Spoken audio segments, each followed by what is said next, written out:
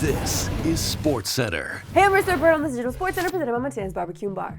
And the second round of the NHL playoffs officially get going tonight. And it kicks off with the Leafs and Panthers. So yes, your girl will be doing everything the exact same she did last time. I already have the blue eyeliner on. I will be going to the game, so if you see me, we gotta high five it out. Toronto's in the second round for just the second time since 2004. And of course they're playing the team they played the last time they were here. This Leafs team is different though. For starters, Toronto's roster actually features 3 players who won the Cup with Florida last year, including stud goaltender Anthony Stolarz, who's allowed more than 2 goals just once in these playoffs. Up front though, it's the Leafs' core 5 who are carrying the scoring, with a combined 12 goals between William Nylander, John Tavares, Austin Matthews, and Mitch Marner. Now Matthew Knies, we added him, he's the core 5 now. Outside them though, the Leafs forwards only have 3 goals.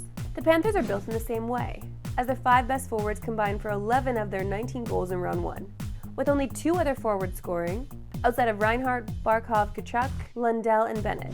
One of those scoreless players is Brad Marchand, but he still contributed with 4 assists against Tampa. And Leafs fans know this. He has feasted on this matchup with Toronto throughout his career.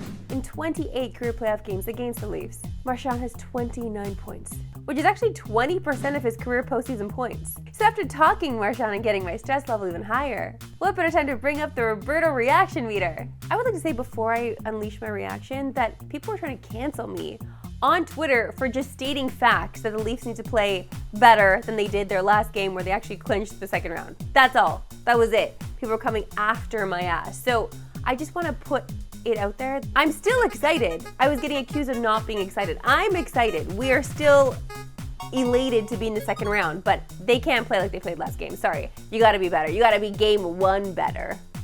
To the association, and if the second round of the playoffs can give us anywhere near close to what the first round gave us, then we would be looking at one of the best playoffs in recent memory. But for the OKC Thunder, it's almost like their playoffs start tonight, as they begin round 2 against the Nuggets, who are fresh off a 7-game series with the Clippers. But for OKC, despite it being a 4-game sweep with the Grizz, the series definitely had its moments, like the 51-point blowout in Game 1, the largest ever margin of victory in a Game 1, or the 29-point comeback in Game 3, the second largest comeback in NBA playoff history. Only a 31-point Clippers comeback on Golden State in 2019 was bigger. The soon-to-be-named MVP Shai Alexander was fine in round 1, although the numbers were down significantly compared to the regular season, especially the shooting percentages. But those Grizzlies games were never really in doubt, so not sure how much we really need to read into that 4-game sample. The Thunder are 9.5-point favorites for Game 1, but the total set at 225. You can watch the Nuggets and Thunder tonight on TSN, but before that is Game 1 between the Knicks and Celtics. Now joined by our guy Jesse Pollock, who must be absolutely filled with joy. Jesse, how you feeling? Hey Aris, as you can imagine, I am fired up right now, and I don't have a voice, so I'll do my best here.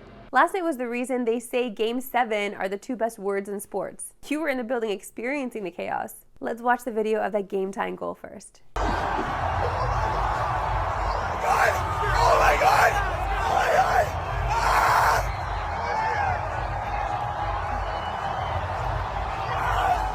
Yes! Oh my God! Yes! Yes!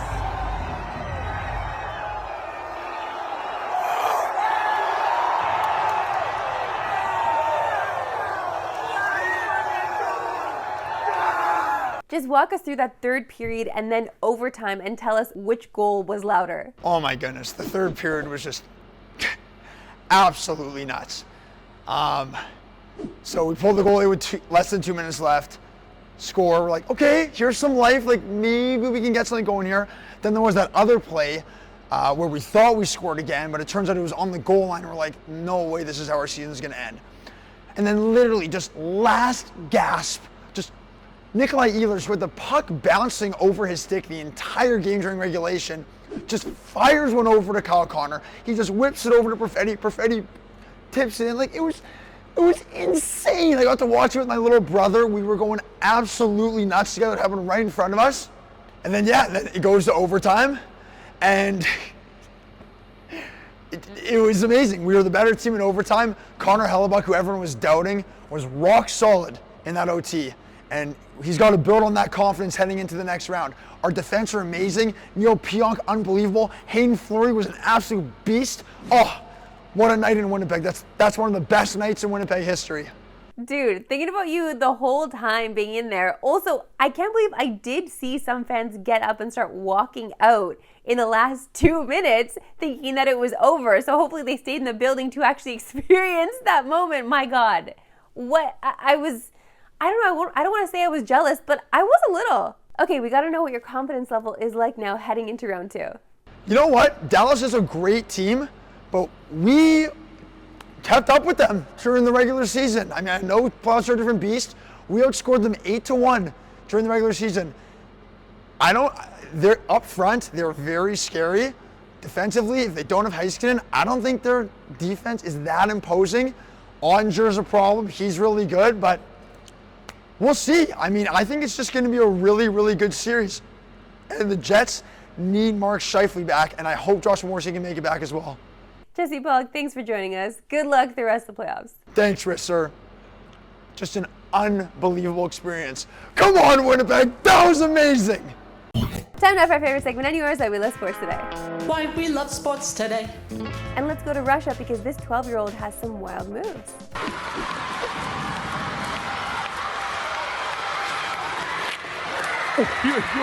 Ой-ой-ой-ой-ой-ой! Он что сейчас исполнил вообще? Вот это красотища! Ничего себе! Вот это Кадицын! Okay, sir. Like, Ovi doesn't even have those moves. Well, he does, but still. He's making his way up. And let's finish with some Bundesliga, where Harry Kane won his first ever trophy Sunday. A journey that's taken him his entire career. And he was really feeling the celebration. We are the champions, my friends. And we'll keep on fighting to the end. 'Cause we are the champions. We are the champions. You know, it's really nice to root for Harry in this way because I'm happy that he won and really happy that it wasn't with the English national team in a World Cup or Euro scenario. Because that would signify the end of the sport. That's it for me today. We'll see you picking them out the Eastern. No, Pacific! Have a good one.